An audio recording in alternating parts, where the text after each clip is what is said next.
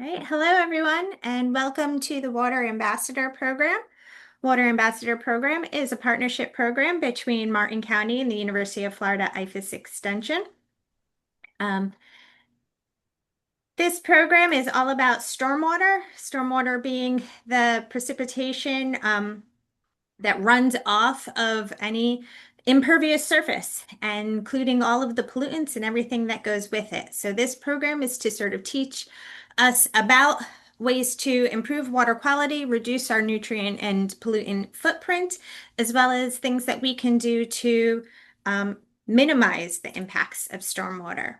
For those of you in Martin County, if you see something, say something, this QR code here will actually take you to the county's um, request for services where you can report something and they will go out and check it out. You can also call their phone number there so that they can respond to anything that you may see regarding stormwater illicit discharges.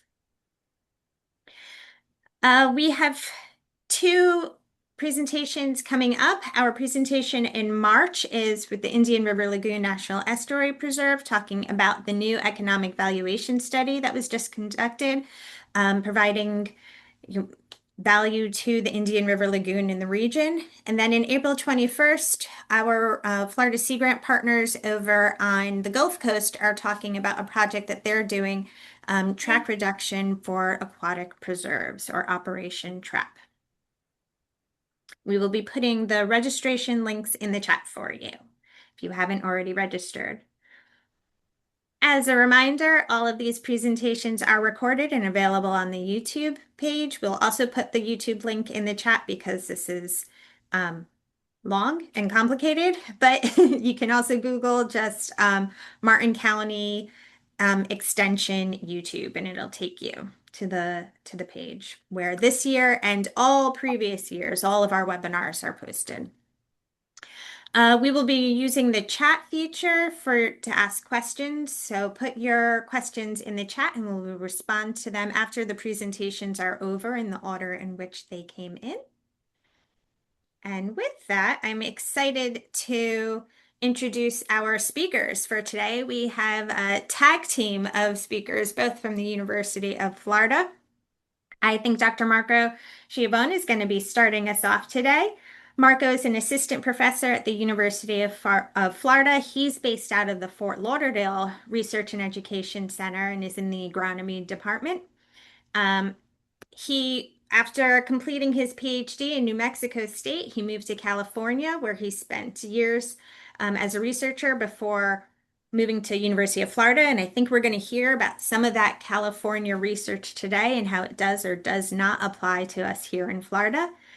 Dr. Schiavon's research and extension programs focus on environmentally compatible strategies for turfgrass management. We also have Dr. Jason Kruse, who's an associate professor of turfgrass science in the agronomy department.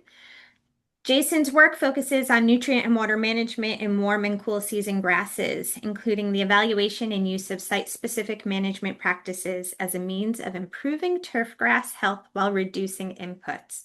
Jason's research program also emphasizes the construction of knowledge base as it relates to the relationship between the management of turfgrass systems and the resulting impacts of water quality. So both of these are perfect experts to join us for the Water Ambassador program. And today they're going to be talking to us about the ecosystem impacts of artificial turf.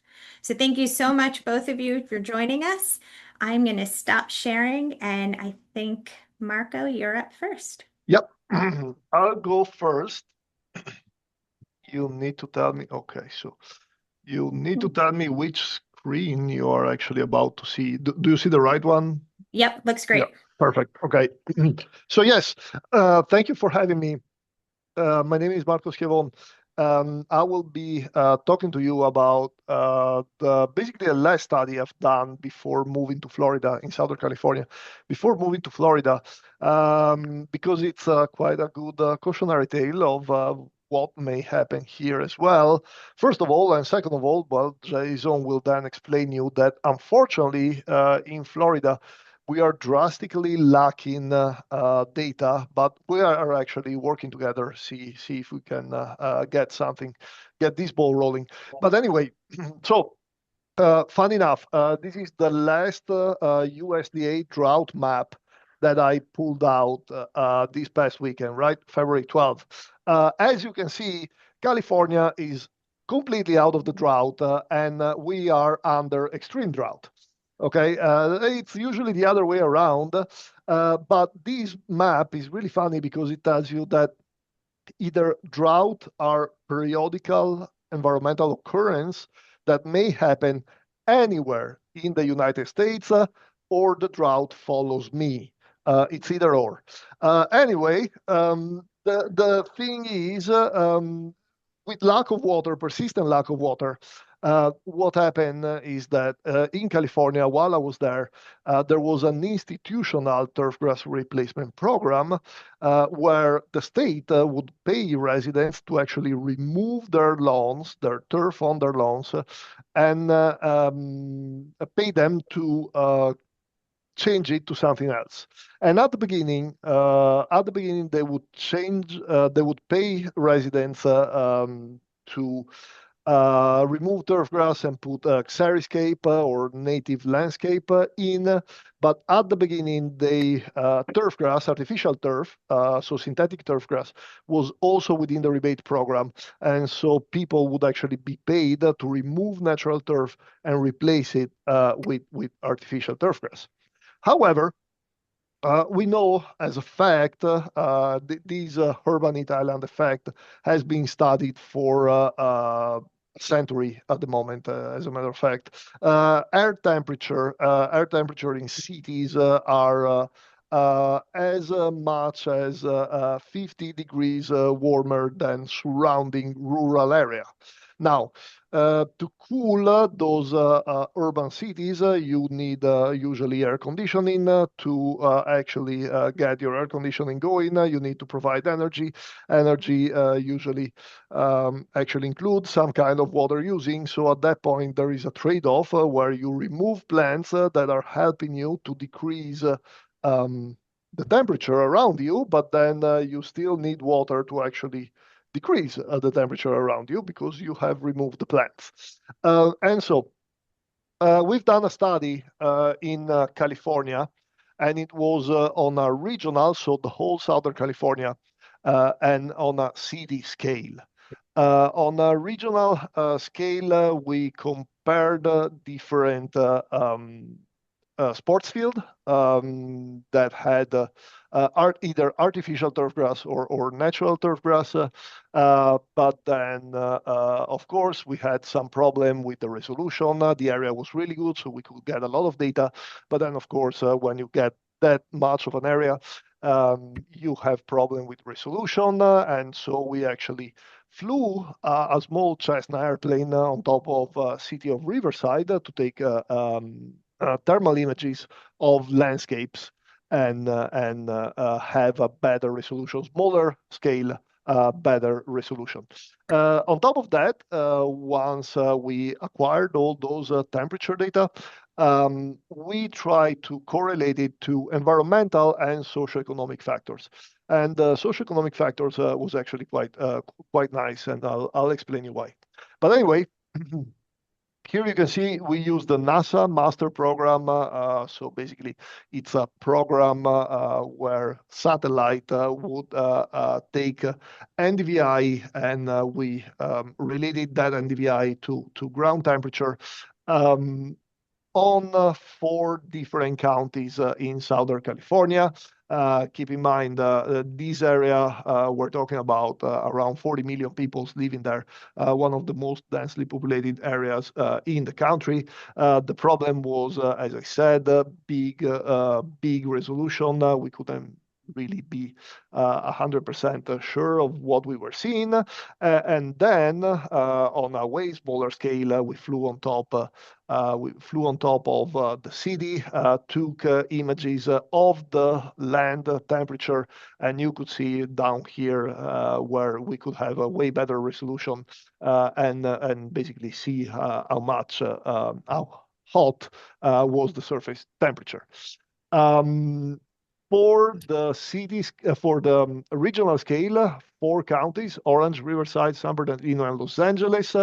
And we compared always 200 schools that had an artificial turf grass right next to a natural turf grass. How did we find that?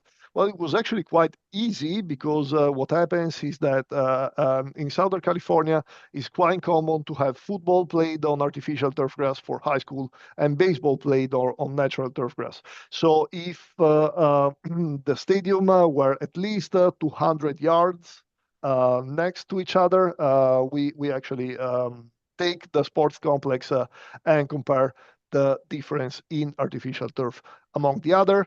On the other hand, for Riverside, we actually selected 5 different zip code within Riverside, the city of Riverside, and we compared schools, not only schools, but at that point, since the resolution was so much better, we could compare skyryscape, so desert landscape, artificial houses that had artificial turf grass, or houses that had natural turf.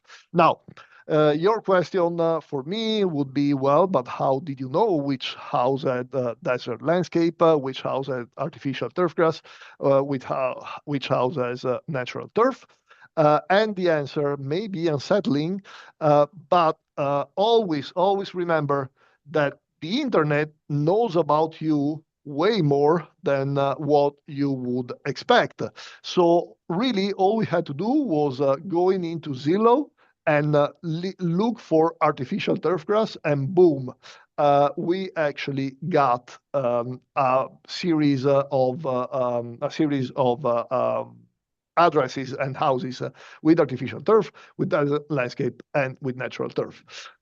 These are the amount of picture that we took while flying with the Cessna, and this is the instrumentation that we used. It was basically a thermal camera. We were around 1,000 feet on top of the surface. But anyway, we also did calibrated all the instrumentation down at the bottom to make sure that what we saw was actually when we stitched the images taken from the sky, what we saw was actually representative. And yes, as you can see here, as a matter of fact, this is a great image to begin with. This thermal image taken from the bottom shows you that, well, first of all, trees, number one, the best thing to reduce land surface temperature. You can clearly see the shade effect here at 50 Fahrenheit, so actually quite good. Turf grass, next best thing, but then your roadside here, the desert landscape, definitely starting to get hotter, and the asphalt, of course, being the hottest. Well, this is just stats that you guys probably don't care about, but just to make sure we've done the right analysis. And so, bottom line, on the regional, the whole big regional um, study, what we saw was that the closer you were to the ocean, and the less the difference between artificial and natural turf grass was. Pacific Ocean had a huge buffer effect, a lot of wind that would drop the temperature even of artificial turf grass. Point number one. Point number two is basically Hollywood is really good at selling you California, but you have to realize that usually in California, when you are at the coast, it's in the morning, it's usually overcast. Now, these data were taken from NASA. We just analyzed what we wanted from the images that NASA took. So also what happened is that we really couldn't call NASA and tell, hey, NASA, we want to do turfgrass research, so can you please fly your satellite when we want? So we were at the mercy of NASA, and these data were collected between the early morning and early afternoon, so not when the temperature may be the hottest, like in the late afternoon or like between 3 and 5 p.m. when the sunrise is at its peak. But anyway, bottom line, artificial turfgrass always hotter than natural turfgrass, but the difference was not too bad close to the coast. The more you get towards the mountain and LA Valley, then definitely that difference increased by a lot. Riverside, where I was, and San Bernardino, hottest cities, together with San Fernando Valley, the difference was up to 20 Celsius, which basically translate up to 70 Fahrenheit difference between artificial and natural turfgrass. Now, uh, big difference. I hope you can see my arrow here is this one. This one is Coachella Valley, so right in the desert. Coachella Valley didn't have a lot of difference between artificial and natural turfgrass. And we were like, how is it possible? We're right in the middle of the desert, no gloom in the morning, so no overcast condition in the morning. How is it possible that in the desert there was not a lot of difference between the artificial and the natural turf? And so we called a couple of those school superintendents and greenkeepers, and we told them, hey, what's going on here? Because we see a clear trend when we get far from the coast and artificial turfgrass starts getting scorching hot. How comes yours is not? What is it due on? And they told us, well, in order to have athletes playing on artificial turf, we constantly need to water it. If we do not water our artificial turf grass, then athletes will not be able to play on the field. So basically, what happens is that you are removing a plant to achieve water conservation, and then you put a piece of plastic, and for that piece of plastic, you actually water it to use it. And last time I checked, you don't really plastic doesn't really need a lot of water to grow, and so it was kind of weird, and that's why we actually tried to correlate socioeconomical factor to the difference in temperature between artificial and natural turfgrass to see if actually people who has a lot of money, because that's Coachella Valley, Palm Spring, Palm Desert, a really wealthy community. So basically, to see if people who had a lot of money had actually the money to use water to cool their artificial turf. But anyway, um, these are actually the results from the city scale when we were able to have a better resolution.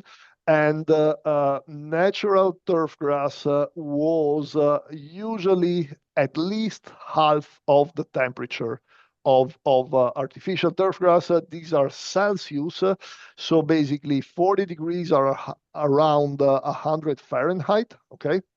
And that basically resembles the air temperature. So the temperature of the natural turf always resemble the temperature of the air around it. Okay, which is basically is telling you that natural turf grass is by transpiring, controlling the temperature of the air around it. While these, once again, these are Celsius, these are right here translates to 210 Fahrenheit, okay? This is artificial turf grass at 210 Fahrenheit, August 1912, 19. Okay, and that explains you why you actually need to water it in order to have the athletes come in and play on your field. The desert landscape or xeriscape was usually colder than the artificial turf grass, but anyway, still warmer than the natural turf. Now, limitation of this study was that since we were doing a city scale study, we really couldn't check what was the percent of plant on the desert landscape. I would speculate that the more plants you have, the more shrubs, more plants, more succulents and whatnot, the cooler your yard would be. But anyway, we couldn't really prove that because we were doing the whole thing on top of Riverside, so we had to work with what we had. But anyway, a picture is better than 1,000 words, and here you clearly see it. These are the 4 soccer and football field, okay, 3 soccer field, 1 football field, all artificial turf grass. Those are the practice field. Do they look amazing and perfect and you can play the Super Bowl on it? No, but they're practice field. But anyway, this is the picture we took from above, and that is the thermal, okay? And you can clearly see the difference here between in temperature between natural turf grass, artificial turf grass, and not only artificial turf grass. This is the desert, okay? Right here, you are seeing the desert, okay? And here you have it, 210 degrees. White is 210 degrees. The desert itself is around 50 Fahrenheit cooler than artificial turf grass. And it's not a joke. This is actually really what happens there. Um, when we check environmental factors, basically the correlation there is a really strong correlation with air temperature, maximum, minimum, or whatever, and the difference between artificial turf grass and natural turf grass in terms of temperature.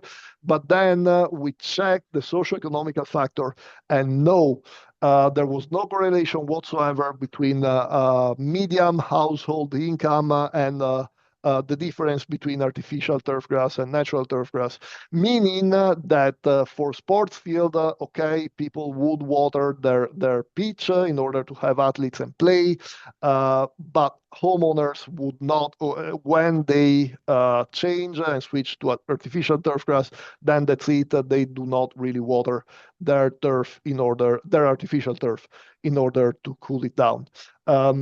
Same thing here. Basically, we saw that, well, regardless of the zip code, all the warmest house, 99.6% of the houses had artificial turf grass, and only 0.4 had desert landscape. And all these were actually scattered around five different zip codes. So no correlation there. Now, so conclusions. In California, the difference between land surface temperature of natural and artificial turf grass is smaller on coastal area, but increases drastically inland. And turf grass, natural turf grass can be up to 120 Fahrenheit cooler than artificial turf, okay? The thing is, do I think the same thing would happen here in Florida? Well, generally speaking, no, because we are supposed to be a high precipitation state. So when it's the warmest in Florida, so in the summer month, we also have rainy season. So technically, that should help us reduce the temperature in Florida. However, I just showed you the map, okay? We are in a drought. And that means that we've been in a drought for the past year. It hasn't, we fortunately didn't have any storm hitting last year, but that also means it rained significantly less than our average, and it's still raining less than our average. So in years like these, we may actually start be seeing differences that resemble those of California. There's a lot of other environmental factors that I cannot comment on because I don't have data, but Dr. Kruse is going to. But anyway, I'd like to thank all my lab here, and I'm right at 20 minutes. So if you have any question, I don't know if we leave question for later, but thank you very much. And okay. Thank you, And let me stop Marco. share. And as Jason turns over to his presentation, if you have questions for Dr. Schiavon, put them in the chat and we will get to them at the end of all of the presentations.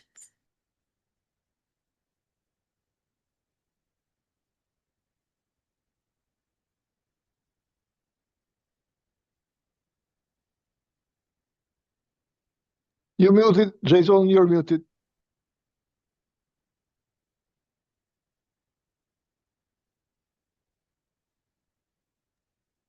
No, Jason, it looked good. You're just muted.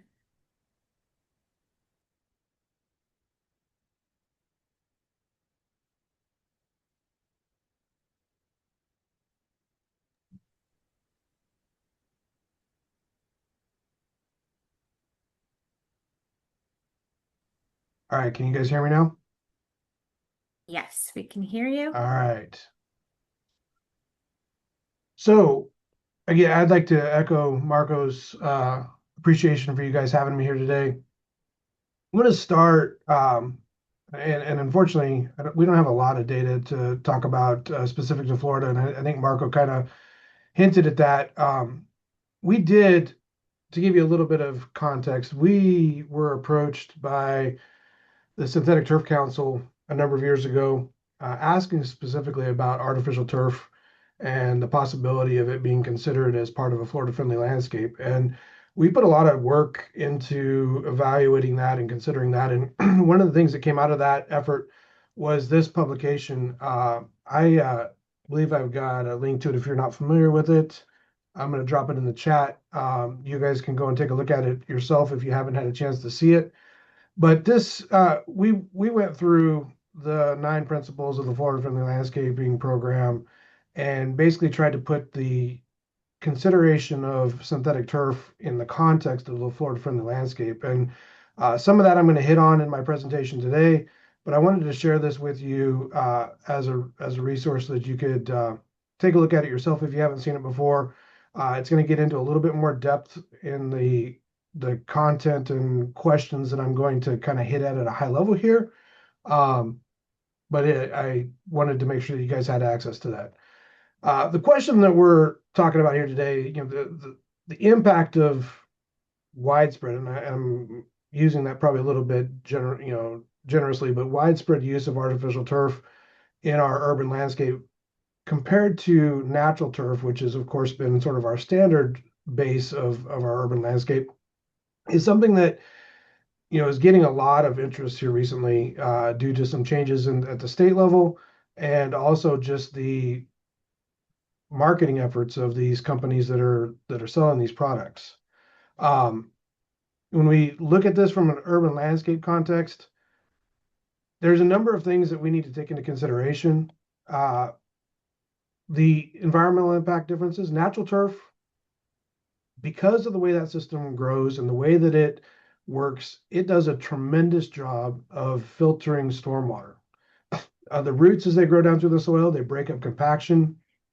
As those roots break down, they leave channels behind that help with water infiltration.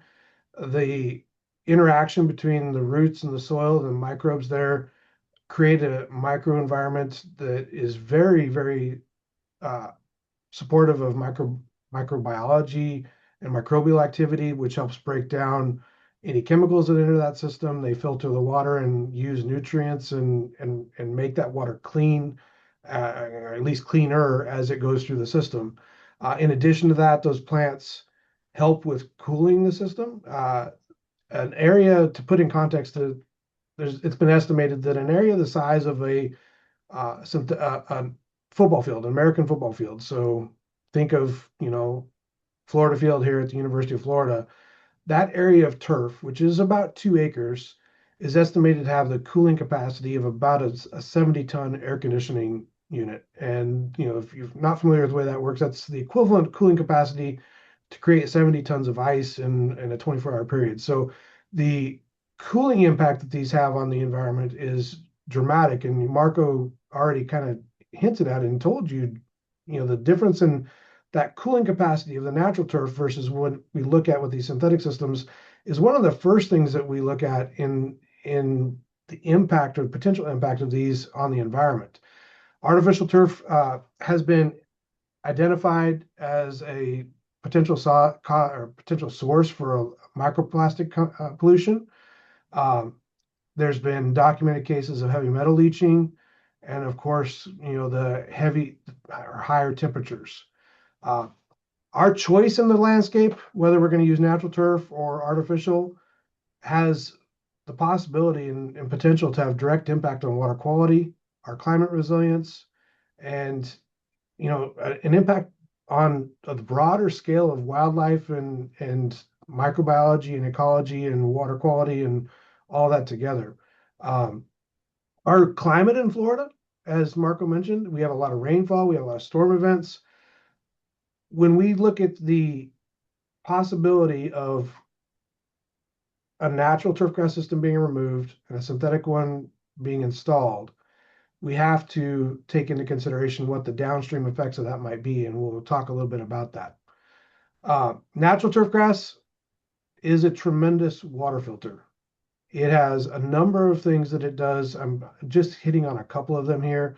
I mentioned the cooling effect. It cools the atmosphere and the environment around it through evapotranspiration, helps reduce the surface temperatures, helps reduce heat exposure. If you haven't paid attention to this, walk from a parking lot out into a park space, and you can feel dramatically that difference in temperature. It helps, natural turf promotes soil health and porosity, promotes biodiversity, which helps with our nutrient cycling and ecological balance. And as I mentioned, it does a tremendous job of filtering water. One of the things that, the turfgrass industry has faced a lot of criticism of over in the years is the fact that these systems are fertilized. And, because it's fertilized, we're going to have a negative impact on the environment. And, research study after research study, both in greenhouses and in field studies, have looked at turfgrass systems and the fate of nutrients that are applied to them.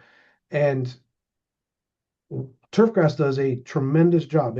The water coming out of the bottom, if it's fertilized according to IFAS recommendations, is usually as clean or cleaner than what's going in the top. The plants do a tremendous job taking those nutrients out of the soil solution and utilizing them for growth. The benefit of that to our environment, when we have healthy plants that are being fed the way that they need to be, they get this more dense growth habit, which competes against weeds. That dense growth habit also holds soil against erosion. And obviously, if we've got a nice healthy canopy, we've got a nice healthy root zone, which then does an even better job of filtering the water and helping to improve water quality in both the infiltration and our downstream effects through runoff. There's a number of things that we need to look at when we talk about the environmental trade-offs. If we're going to look at artificial turf, we're going to see soil degradation and compaction. If you've not, so I'm going to put context to this. There's two ways that artificial turf is, largely there's two ways that artificial turf is used in the landscape. We have the athletic field application of it, and then we have the residential landscape application of it. When we see athletic fields being built with artificial turf, those systems are typically excavated out to about a depth of 2 feet. That basin then is filled back with gravel, drain tile, sand, and then capped with the artificial turf carpet. That, as I'm sure you can imagine, has, it is designed by design. It's designed to infiltrate water very quickly to that drainage system. And then once it hits that drainage system, it goes off site. There's little to no filtering of that water, obviously, because there's no biological activity or very little biological activity that's supported by that profile of gravel and sand. When we see these artificial turfgrass systems put into residential landscapes, the construction is very different. Usually it involves removing the top 3 to 6 inches of the soil, coming back with a plate compactor and compacting the base natural soil very heavily so that the soil and base will not settle over time.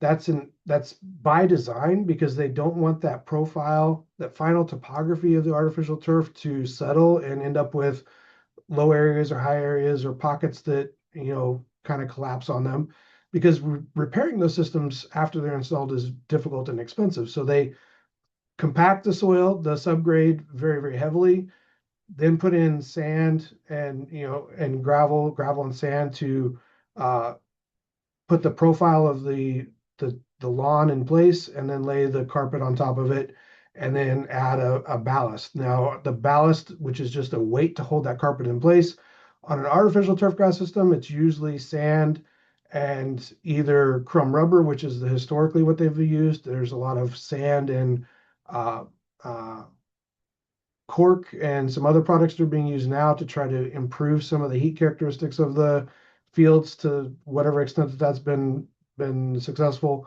In our residential installations of these, it is typically just sand that is put in to help hold that carpet down so that it doesn't blow away in the wind or wash away in a rainfall. These systems, as you can imagine, particularly in the residential installations, they're going to reduce water infiltration, which is going to have the potential, impact of increasing runoff. And with that runoff, we're going to see the increased transportation of microplastics and any chemicals that might leach from those products as they move downstream. We talked about the heat island effects of these. We've recorded temperatures. I've recorded temperatures here on campus at the University of Florida that were about 70 degrees higher than a natural turf grass system side by side. Natural turf grass system on a 94-degree day had a canopy temperature of right around 100 degrees. Right next to it with a synthetic turf grass system, the canopy temperature was pushing about 170, 172, something like that. So they do get very hot. The highest recorded temperature, I believe, that has been recorded off of a synthetic turf system in, I believe it was in more of a desert area, was in the 180s, 183, 185, something like that. How does that impact us? Well, we all live in Florida and probably rely pretty heavily on our air conditioning systems to stay comfortable inside of our house. It doesn't take a big leap to understand that if we start to replace large portions of our urban landscape with synthetic turf, we're going to create a lot more heat surrounding our homes and our businesses.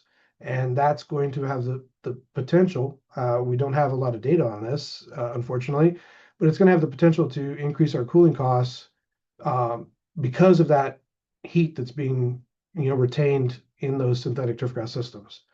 And then we have the lifespan aspect of these systems. Generally, they're expected to last between 8 and 15 years. On the artificial turf that's installed in athletic fields, we see them warranted for about 8 to 10 years. It is not uncommon on high use fields for those fields to need to be replaced just because of wear after about 5 or 6 years. Minimal use, they can usually, last through their probably 8 to 10 year lifespan. What happens after they've worn out, though, is another part of this that we need to take into consideration, because we don't have a way to recycle them easily. Some of the manufacturers do market and say that their products are recyclable. That's great, but the problem with that is that we don't have recycling facilities regionally in Florida that are able to actually recycle those products. So when they get removed, cut into rolls, hauled off on a truck, they get taken to a landfill.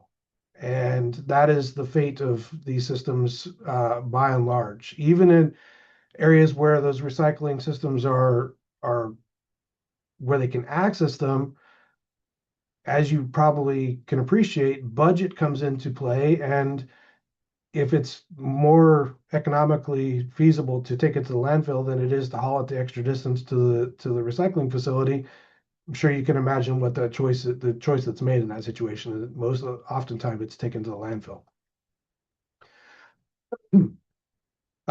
Water quality is an important aspect of our lives in Florida. We're constantly worried about our groundwater quality and the water in our aquifers. We're worried about our coastal water quality, both from a wildlife and fisheries standpoint, from a sporting standpoint. Natural turf does a great job of increasing porosity, increasing infiltration rates, replenishing groundwater, and in mitigating and moderating some of that stormwater surge. It helps reduce runoff during large rainfall events because of that increased porosity and infiltration rate. Artificial turf, in contrast, as we've discussed, it's either installed over a compacted base or it's installed over basically an inert system that doesn't have any biological activity. So in both situations, we're going to either increase runoff or minimize the amount of filtration that happens to that water when it comes into the system, which then we have to be concerned about the downstream effects of that. Is it going to leach things into our groundwater? Is it carrying microplastics and other chemicals into our surface waters? We don't have answers for a lot of those questions because we've not had the opportunity to address some of those questions yet. Marco, as he mentioned, we're looking at trying to find some support to look at those questions and find some good answers for that, because I think those are important things for us here in Florida. Natural turfs, it reduces the pollution risks, and it is a good tool for us in our ecology. The heat and climate considerations. I mentioned artificial turf reaches temperatures above 170 degrees. Why is this important from a health standpoint? We have seen numerous cases, not in Florida necessarily, but there have been, in the history of these systems date back to I think it's in the 1970s when the Astrodome was built, is one of the first that's how the AstroTurf name got its name, when it was installed in the Astrodome. But over the lifespan of these systems, we have seen cases of heat stroke in young athletes. Our young athletes are kids that are playing on these systems on the weekends for their soccer tournaments, baseball tournaments. They are probably the most at risk because they don't have a good understanding of what heat stroke is and the symptoms that are associated with that. So when they go out and play on these fields, when the temperatures midday are reaching that 160, 170 degrees, they're not aware of what's happening with their body, and we're putting them at increased risk for dehydration and heat stroke, which of course is not a good situation for them, particularly in young athletes. It's not good for anybody, but particularly where they're young athletes, we have a lot of concern about that. We have concerns about this as it relates to pets in the landscape, the heat on their paws and the potential risk with that. And then just our overall, the broader landscape. Marco and I have talked about this.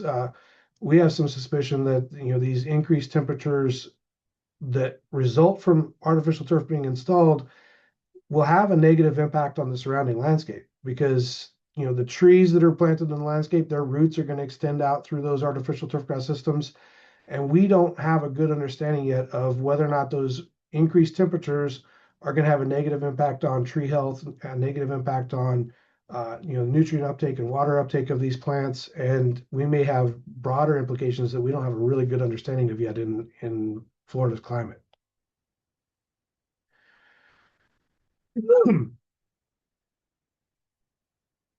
Some recent changes that are, I think, really important for us to understand. I think it was in 2023, House Bill 683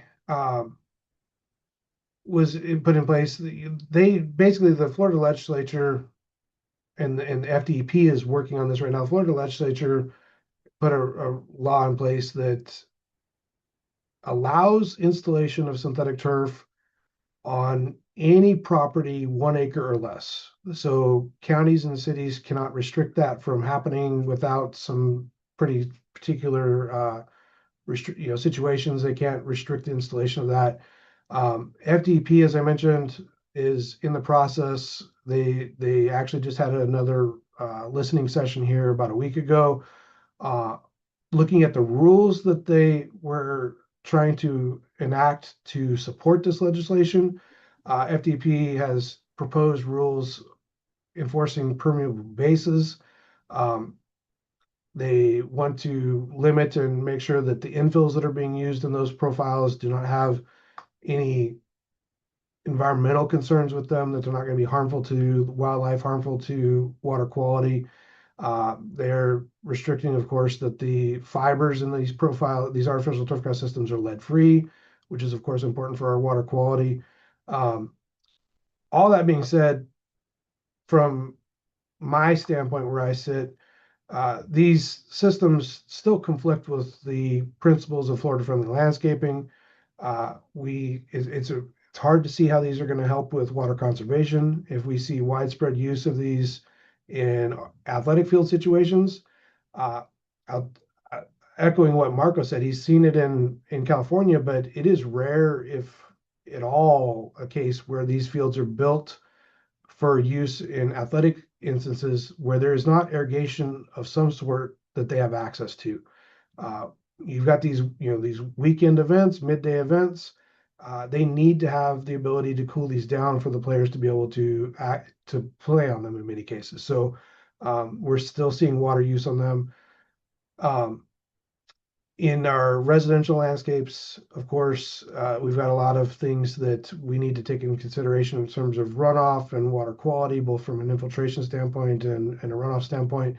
And then that heat island effect, of course, that we discussed earlier as well. Uh, with that, I'm going to stop here, and I'll kick out my share. And I think we've got just a few minutes to answer some questions. Yes, thank you so much, both of you. Those were fantastic presentations. For participants, I did throw up a quick evaluation, if you can take just the handful of seconds to go through that. Some of these, I'm going to start from the top, and some of these may have been addressed. But first question is whether or not there are any reported burn injuries from artificial turf. So yes. Probably more cases of things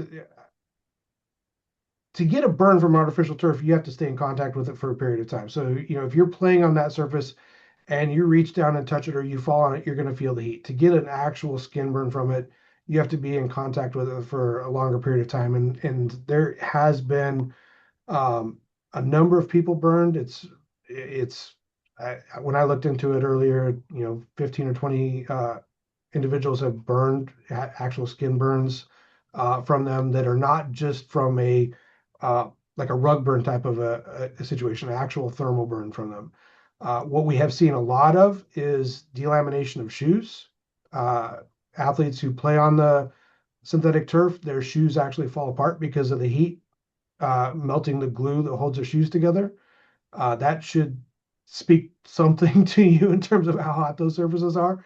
But the number of people being burned, it has happened. It's not as much of a widespread issue as the shoes falling apart and things like that.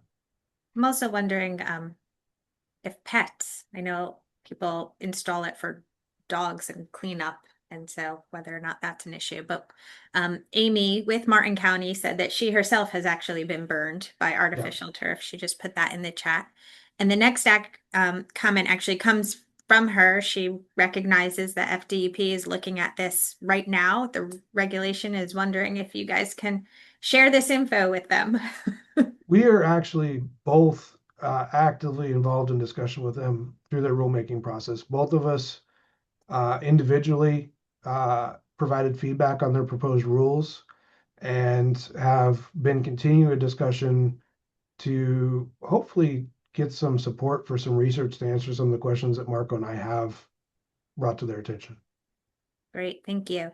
We have a couple of questions that all have to do with the pollutants or toxins that are associated with the leaching of artificial turf. I know you said that research is limited in Florida, but can you provide any additional context maybe here or elsewhere? There is on the ED's publication that I think Jason shared, there's some literature. There is none in Florida. Those are some of the questions we're trying to answer about potential leaching of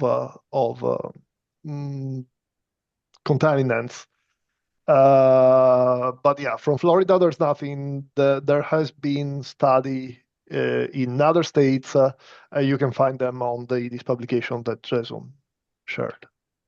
Okay, great, thank you. And we can put repost the link to that UDIS publication in the chat so that it's further down for all of you.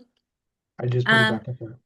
We have a comment from Florida Oceanographic Society, which is a local nonprofit here that deals with a lot of things, including water quality. It says, great presentation. It's great that you are doing stakeholder engagement and such, but does that include public outreach or town halls with the general public?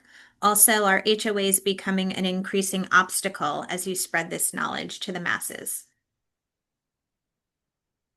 So I think we're this law that Florida put in place kind of fell in our lap, and it came as a little bit of a like, oh boy, type of a situation that we've been trying to respond to. So we're really in the early stages of trying to address some of these questions. The prior to this law being enacted, there was uh, a lot more limited, I think, use of synthetic turf, and certainly there were cities and municipalities and counties that were limiting the use of it, and so it wasn't a big concern. Now with this law being put into place, I think we are. I'm more concerned that we're going to see widespread installation.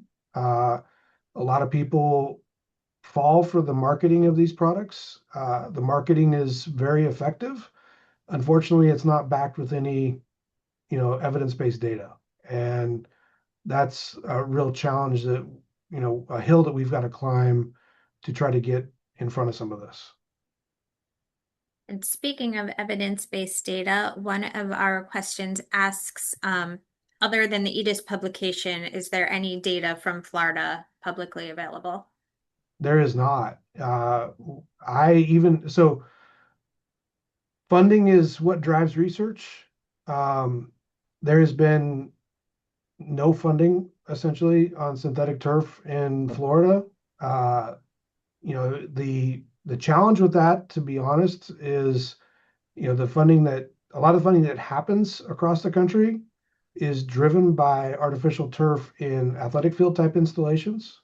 There's a couple primary manufacturers that sell to those types of venues, and they have invested a lot in their products and trying to show primarily they're driven by athlete safety, not really environmental considerations. They're trying to show that their surfaces, their technology is going to be safer for the athletes than the product was viewed historically. Not a lot has been done to look at the environmental considerations or impact. A little bit in the Northeast, I think, Marco, there was some work that was done. But we really are going to have to lean pretty heavily, I think, on state and government agencies to fund some of this work if we want to see it done. Yes, that is all true. The environmental side is being tremendously underlooked. We are in communication with FDP, the Department of Environmental Protection, and hopefully they could sponsor. We started talking about constructing some research area here at Fort Lauderdale and see if we can get something done. But regardless, research takes years before we can get publishable, high quality results, and the legislation is happening now. So the legislation will take place, will be enforced before we actually know the long-term potential environmental impacts.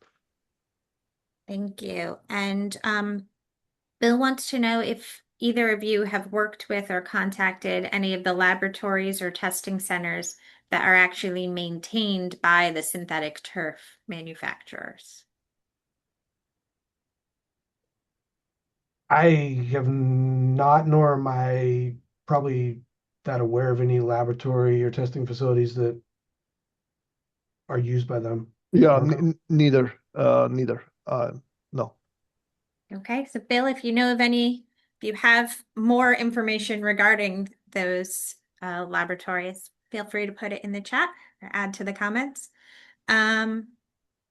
I guess there's one of the questions asks about, and again, acknowledging that you just said there's limited research in Florida, but talking about sort of the ecosystem impacts, also looking about alternative ground covers, such as sunshine mimosa. Would that not be the best option instead of using turf at all? So yeah, well, alternatives. There's quite a few research at this point. We have research going on. What we're missing with those alternatives more than anything is really long-term research, meaning would they stick, would they persist, and stuff like that.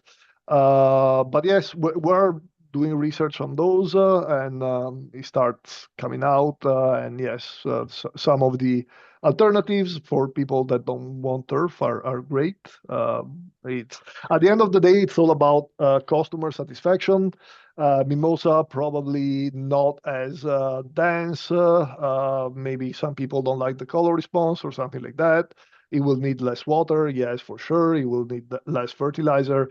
That it's about customer satisfaction. As Jason said, if you manage turfgrass, according to IFAS recommendation, the environmental inputs, the negative environmental effects are really negligible. You can even minimize them with alternative if you want to. Yeah. Yeah, there's a number of alternative species that have been looked at. Perennial peanut's been around for a long time. Mhm. There's some of our colleagues that have been working with frog fruit, I think is another option that's being looked at as a turf replacement. One of the things that's important to keep in mind is that the functional use of the landscape is an important consideration. And if we're going to, have dogs running around on it or our kids running around on it, then we've got to look at how it's going to respond to foot traffic. If we just want green cover, there might be some good options, but if we want green cover that's going to handle use of any sort, then our options start to become a little bit more limited. And then we also have to look at the broader, I guess the 12 months. How does that look in the landscape? Perennial peanuts an example where for the summer months it looks great, and then come winter that canopy basically disappears, and we have increased issues with potential soil erosion and runoff and things like that, where our natural turfgrass systems, even if they do go dormant, which they rarely do in Florida, but even if they do go dormant, that canopy in that root zone is still maintains a density at the surface of the soil that holds soil in place. So there's a lot of questions that we've got to consider if we're looking at alternatives in the landscape. Fantastic. Well, with that, we are nearing 1 o'clock, and I just want to end our Q&A session with there are a number of comments in here saying, great information, great presentations. Thank you both so much. So We thank you, appreciate the everyone. opportunity. Thank you. Thank you, Jason and Marco. And this presentation will be available on the Martin County Extension YouTube page in about a week. Give us some time to get it up there. But thank you, everyone, and we hope to see you next month for the Indian River Lagoon economic impact assessment. Yeah, Bye-bye. thanks everyone. Bye.